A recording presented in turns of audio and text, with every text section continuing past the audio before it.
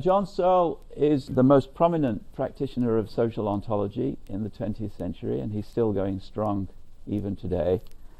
And I'm going to be talking about some interactions between Searle talking about the ontology of money and views which I've been developing about the ontology of social entities over the years, which are very similar to Searle's views. They have a lot in common with Searle's views, but they also have some crucial differences. And the starting point for Searle's view of social entities is that social entities come into being because people have certain beliefs. They believe that certain things are, for instance, a president. So now many people in the world believe that this is a president, and this is the National Cathedral in Washington. Many people think that this is a cathedral, and many people think that this is a driver's license, and so on. And so Searle's original formulation of his ontology of social reality, or social ontology, is a famous counts as formula. So X counts as Y in context C. And we've just seen examples of the counts as formula being applied. And here the idea is that the X term, or what we might call the ultimate X term, is a physical entity or a physico-biological entity, and the Y term is in every case some sort of social or institutional or deontic entity, or potentially a mere description. And the reason why I say X is ultimately a physical entity is because Searle exploits the fact that this formula can be iterated. So X can count as Y in context C, but then Y can count as Z in context C or context D, and so on. And so you get hierarchies of social entities. And there are problems for this theory with regard to what some might say are all the truly interesting kinds of social entities. So the issue between Searle and myself related to money in computerized bank accounts, which we'll talk about in detail as we go along. But Searle's formula doesn't work for debts, because there are no physical entities which count as a debt. So even a physical IOU note is not the debt, it's merely evidence of the debt. And similarly for rights, prices, permissions, obligations, prohibitions, licenses, and so on. They are not entities which fit well within Searle's formula. And so I coined the phrase freestanding Y terms for those kinds of entities that are social entities, unquestionably, but which don't work with Searle's formula. And that phrase, freestanding Y terms, has generated a certain literature around Searle. And sometimes I refer to those freestanding Y terms as quasi-abstract entities, or I say that the freestanding Y terms represent quasi-abstract entities. And you'll see why quasi-abstract very soon. All right, so if we all believe that there are freestanding Y terms, then how, and I think we all do believe that, even Searle, the question is, what do they refer to? Do they refer to anything? I think they refer to quasi-abstract entities such as debts. So let's just assume that there are such entities for the sake of the next few minutes, and then we'll discuss Searle's view as we go along. So in the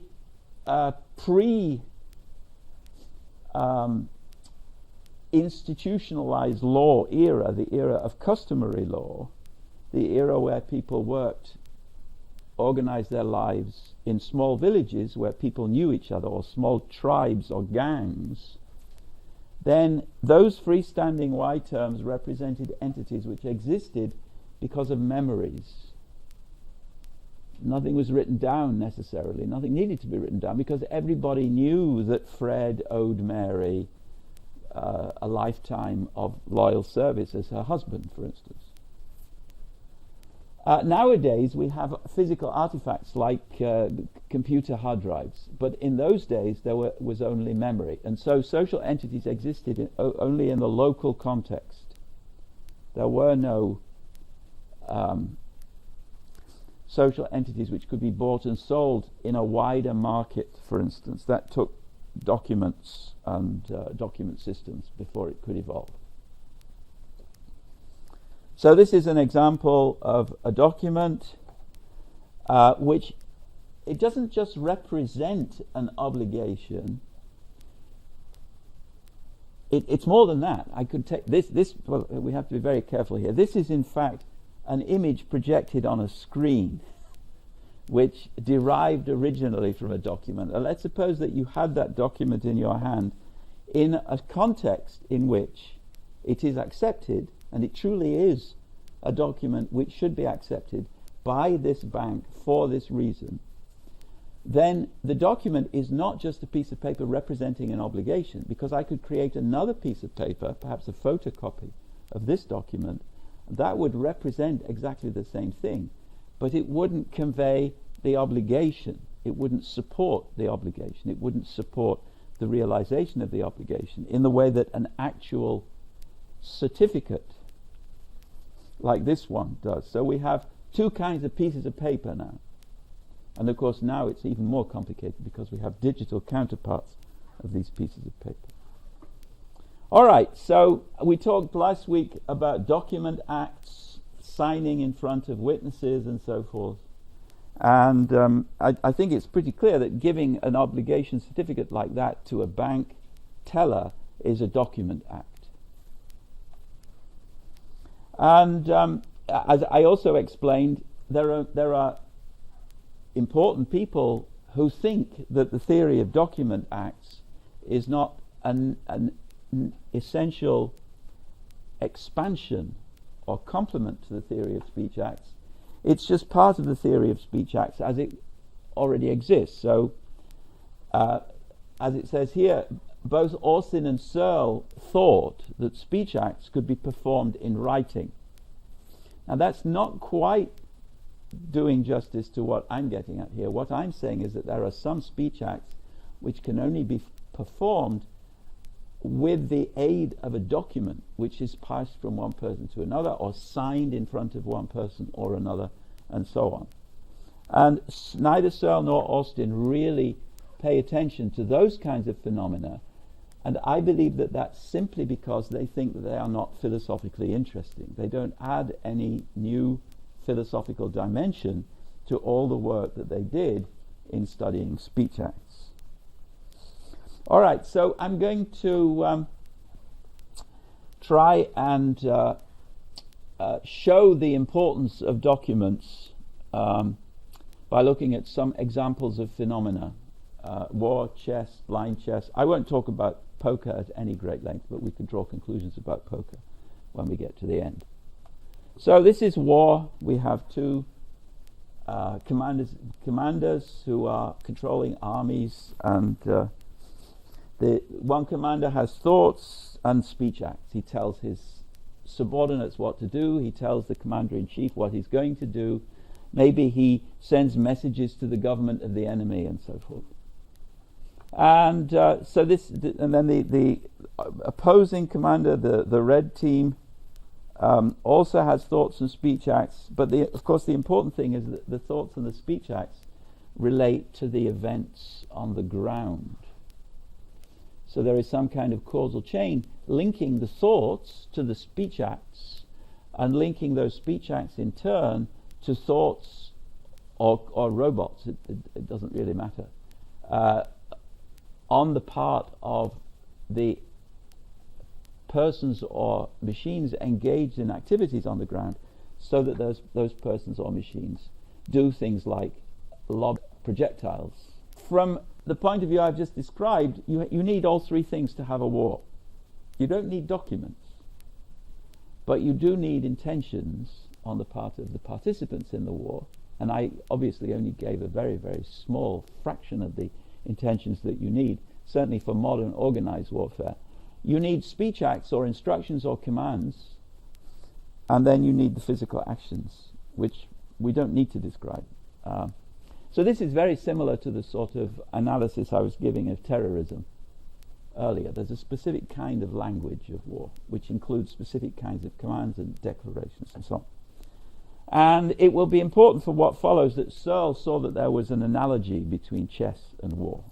So let's look at chess. Just as war involves lobbing projectiles in the battlefield, so chess involves movements of physical pieces. We're not talking about blind chess yet, and we're not talking about digital chess. We're just talking about good old-fashioned chess with wooden pieces. But it also necessarily involves thoughts and movements of arms. It doesn't necessarily involve speech, but it does involve some kind of causal chain linking thoughts to movements of pieces of wood on a certain patterned base. The issue for us, ontologically speaking, is what is the game? In the case of war, it is the totality of events of lobbing projectiles plus various intentions and speech acts. Very roughly. You need governments and so on for it to be a real war, but we're being simple. What is the game? And so we have two views of this. One is that the game is a collection of social acts, in other words, acts involving more than one person, involving movements of pieces of wood or ivory or whatever it might be. So it's a certain totality of events which are linked together in crucial ways. And the social acts include intentions to perform in accordance with the laws of chess. So you're not playing chess unless you are deliberately playing chess. You're not playing chess unless you're deliberately trying to win.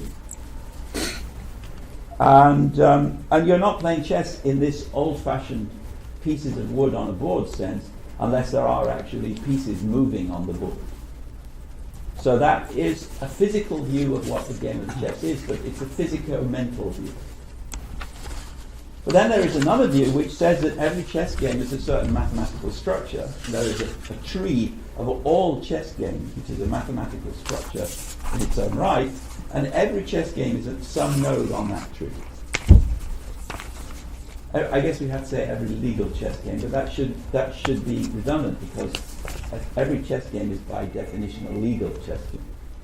Now, I believe that the physical view is correct and the mathematical view is incorrect. And the reason is that if two instances of the same node on the mathematical tree occurred in two different countries at two different times, then there would be two different games, even though they are, mathematically speaking, identically the same game. And the reason for that is because chess involves historical elements, such as a certain person winning. And in the mathematical chess tree view of what a chess game is, abstracts away from those socio-historical. Chess is different from theorem proving in mathematics. If I prove a theorem using exactly the same method as Joe blogs 10 years earlier, I haven't produced a new proof. Proofs are nodes on a proof tree, where chess games essentially involve socio-historical phenomena. But what I'm saying is that when we say what is this game that's being played here, it's not enough to say it's a node on a chess tree. One reason is that we can point to this game being played now before it finishes, but we can't point to a node on a chess tree. Chess is a social institution which people participate in by following the rules and by wanting to win and by moving pieces, where mathematically the game of chess is just a collection of nodes on a chess tree. All right, what is it in the case of a game of blind chess? This is much harder. The reason is that there is nothing physical that we can point to. There are just thoughts. Blind chess is a bit like the village, the old village where people had to rely on memories and speech acts in order to know who owed what to whom. Blind chess involves memories, essentially. We can't give the same answer as we gave in the case of old-fashioned physical chess. And this is a real problem. So we have the thoughts, we have the speech acts, and we could say that the game is the sum total of the thoughts and the speech acts. But remember, our account earlier was of an aggregate of social acts involving movements of pieces of wood. But we wouldn't say that the game of blind chess is the aggregate of the speech acts, which are the only social phenomena here. The thoughts are private. It can't be the sum total of just the social acts, which are the speech acts, because the thoughts are private. It can't be the sequence of thoughts, because they're present also in the physical case. And we don't normally say that the game includes the thoughts that the players have. The game can't be just a sequence of speech acts, because those speech acts aren't moves in a game. You have to have something which is the counterpart of moves in the game. And the speech acts just represent moves in the game. So there's something like a record of a game which you might write out using one of the usual code systems. What I want to say is that the game here is a freestanding Y term, to use the earlier terminology. So it's a quasi-abstract sequence. Where a normal chess game is a sequence of physical events, what we have here is a quasi-abstract sequence of non-physical events, which take place in virtue of the speech acts of the players, but which are something extra in addition to the speech acts of the players. And then I'm going to say, which should be quite obvious now, that if somebody promises to pay $5 to Mary tomorrow, then we have a speech act plus a new quasi-abstract thing, which is an obliging, a creation of an obligation, and a creation of a counterpart claim on the part of Mary. So the game of blind chess involves a quasi-abstract sequence of events, just as the social act of promising involves the creation of quasi-abstract obligations and claims. And now this has the advantage in understanding chess that the sequence of events, the quasi-abstract sequence of quasi-abstract events, is a historical phenomenon. It's not an abstract phenomenon in the chess tree. It's something that happens because these people exchange these speech acts at these times to each other while wanting to win a game of chess. And so one interesting consequence, and this brings us back to algorithms, there is, in both the physical case and the blind chess case, a sense in which the game itself has mathematical properties. And debts have mathematical properties, because $5 is exactly $5. And that means it can be divided exactly into 5 shares of $1 each. The game is an abstract, temporally, historically occurring pattern, a freestanding Y event. Because it's a pattern, it can have a certain qualitative structure, which would be a freestanding Y quality. And we see that structure when we look at the records of the game. This is a picture of a debt now. A just got B to agree to pay him $1 million in 1 year. And now there is something which ties those two together. It's a relational quality called a debt, which is recorded somewhere. The recording might be a piece of paper, it might be an entry in a computer, records what they just agreed to. Now, you could never do the same thing to war. There can be no freestanding Y war. War necessarily involves people at least running the risk of being killed. A game of blind chess is something non-physical. It's an abstract pattern of successive states of an abstract chessboard which occupies a node in the chess tree in exactly the same way that the physical chess game occupies a node in the chess tree.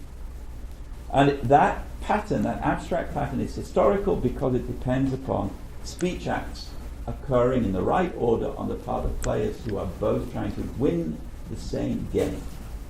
In philosophy, we make a distinction between Platonistic theories of patterns and types and universals and so on, according to which they are eternal, outside time. Now, the node in the mathematical chess tree is a Platonic entity in that sense. It's outside time, just like any other mathematical entity. The game is historical, but the quasi-abstract game played between Bobby Fischer and Garry Kasparov at a certain time is a quasi-abstract pattern, but it's historical. Now that is not allowed. Platonic entities cannot be historical, so we have a puzzle here. Let me say a few words about poker. I put forward an argument that you could not have blind poker.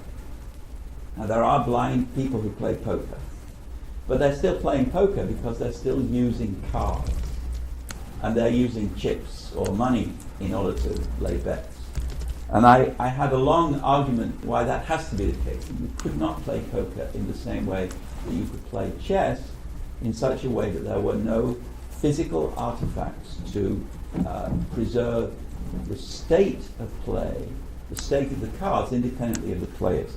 And that's because poker is essentially such as to involve hidden features. That's what makes bluffing possible. And there are no hidden features in chess. In a chess game, everything is transparent. We have two kinds of entities where the X counts as Y formula works, including games of physical chess. And we have various kinds of cases where the X counts as Y does not work, including blind chess and all the other things that we've mentioned, debts and so forth. What this means is that we have two kinds of money. Just as we have two kinds of chess, so we have two kinds of money. There is physical money for the moment. In Sweden, I think not very much anymore, because they're trying to eliminate physical money.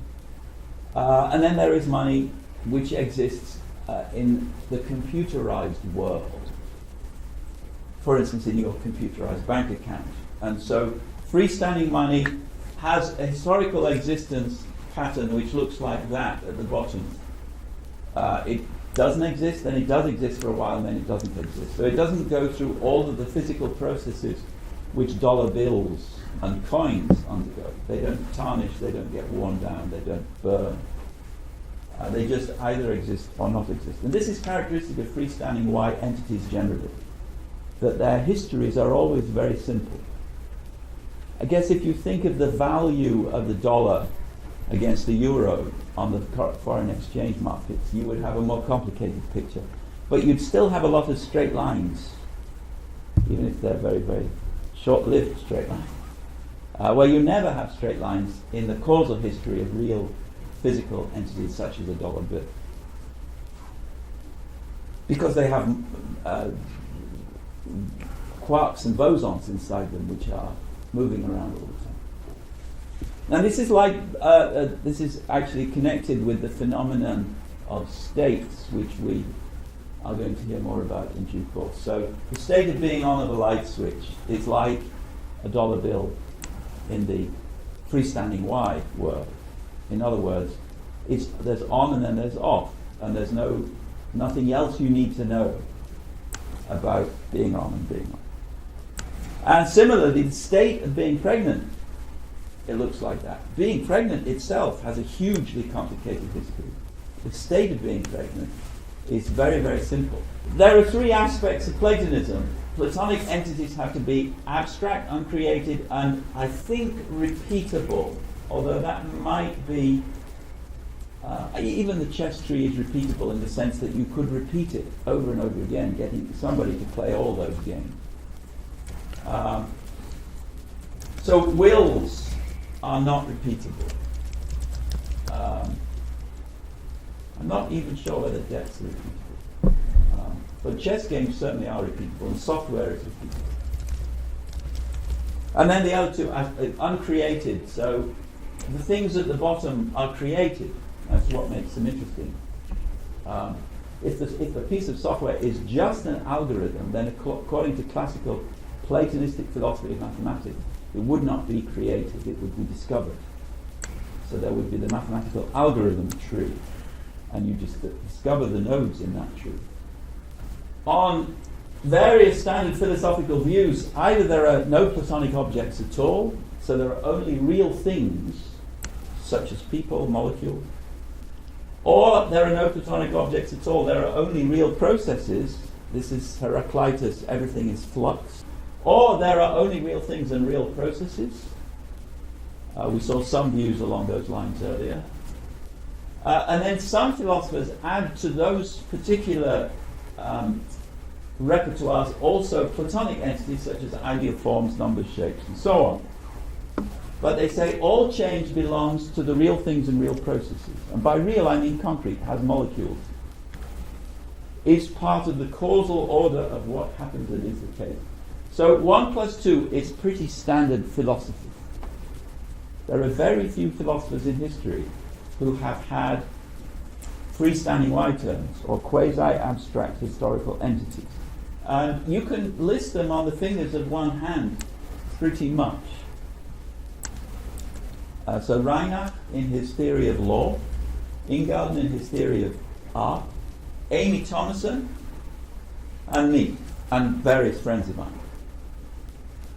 So this radical new view says that there is reality and there are Platonic entities, maybe, but there are some entities which are like Platonic entities in being abstract with no molecules, but unlike Platonic entities in having a history.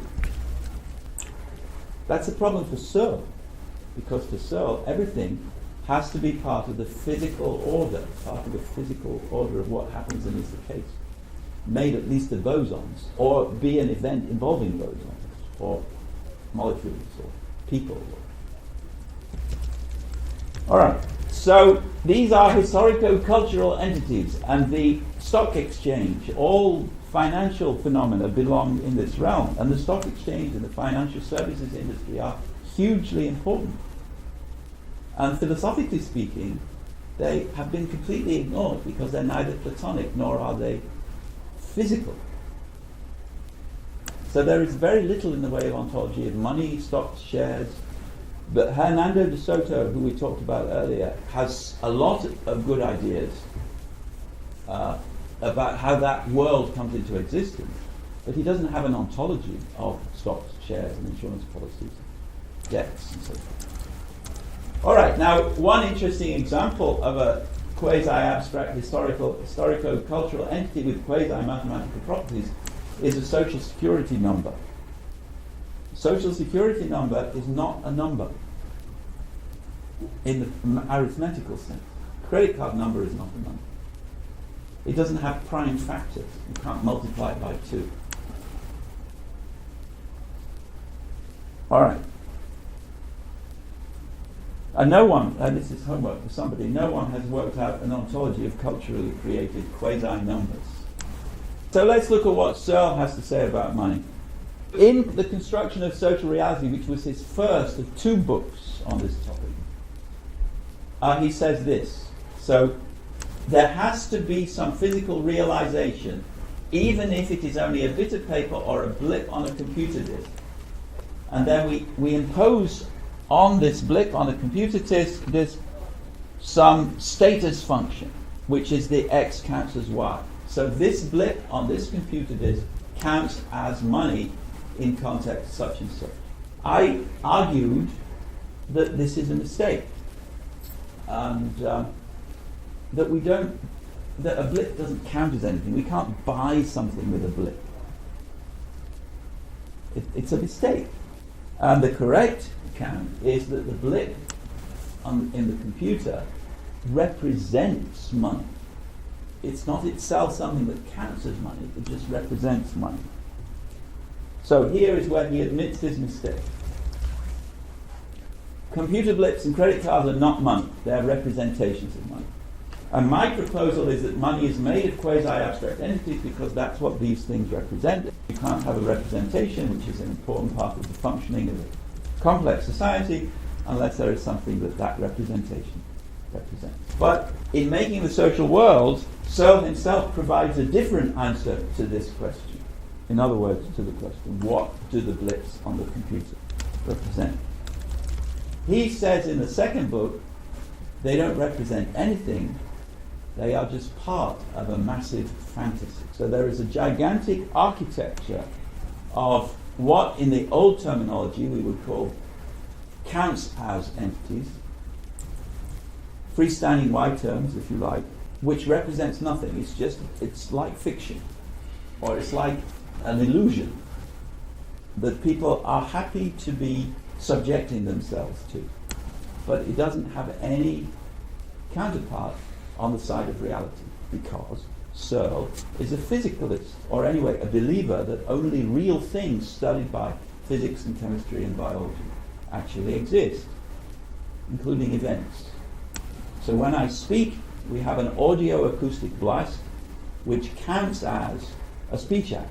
There is here an audio-acoustic blast, which is the physical thing which really exists, and everything is built on top of that. Searle's goal is he wants to produce an ontology of social reality, but many of the things which are part of social reality on his own view, as on everybody else's view, are not entities described by physics and chemistry. I think this is a point where Searle makes the mistake which he himself accuses other philosophers of making, namely of believing in something which is obviously false. So Searle, he likes to give talks to large audiences of people who've just flown long distances to be at the meeting, and he will say, many of you have flown long distances in aeroplanes and taxis and so forth in order to be at this meeting. And here at this meeting you are propounding that there is no such thing as space, or there is no such thing as time. And that is just obviously wrong. But now Searle himself, when he says that money does not exist, is making exactly the same kind of obviously wrong claim. He thinks that the Lehman crash in 2008, 2009 proves that money and other such instruments are products of massive fantasy. As long as everyone shares the fantasy and has confidence in it, then the system will work just fine. But when some of the fantasies cease to be believable, the whole system crashes. He thinks that the whole system is, as he says it here, really just words, words, words. And we get away with it because of collective recognition. In other words, because people collectively share beliefs that there are things like money and debts, and that they are circulating in the system. As soon as those beliefs cease to exist, then they will realize that it was really just a product of massive fantasy. There was never anything there. I think that has to be wrong. He talks here about status functions. So status functions are the sorts of things that we can make exist by declaration. So I declare that this will henceforth be called microphone Fred. And now I have created a new status function. I declare that this will be the principal microphone in this room, and everyone has to come and use this microphone. I've just created another status function. So these are things that we can create by declaration. And that's how we create rights. And as long as people believe that what I say is somehow authoritative, when I say this bottle of beer is Sally's and this one is mine, then that bottle of beer will be Sally's bottle of beer. She will have a certain right to it. I created a reality. And these are all quotes. How do we manage to live in one world consisting of quarks and gravitational attraction, but also consisting of cocktail parties and governments? And the answer is, we get the cocktail parties and governments and the money, relations between married persons and so forth. We get all of the latter because of words, words, words, which do not represent anything but products of our massive fantasy. Now let's look at the details a little bit. So we talk about corporations. Corporations have chairpersons and presidents and boards of directors and lawyers and so forth. And what he says is that when we talk about corporations, we're not talking about some entity. We're talking about actual power relations between actual people. Now this works for a small gang. I don't think it works for talking about corporations. This is the starting point for the iteration idea. So a corporation counts as defendant in a lawsuit. This is how we get the whole system off the ground, because the X counts as Y formula, which in making the social world he doesn't use anymore, because he says it's just a mnemonic. It's not really supposed to give you the clue to understanding the social world. Debts and contracts are not entities in this system. They're just imagined counterparts of ways of speaking. Now this is fatal for this story about iteration, because you can iterate only if there's something there that you're iterating on. You can't iterate on a fantasy, and that's for all kinds of reasons. So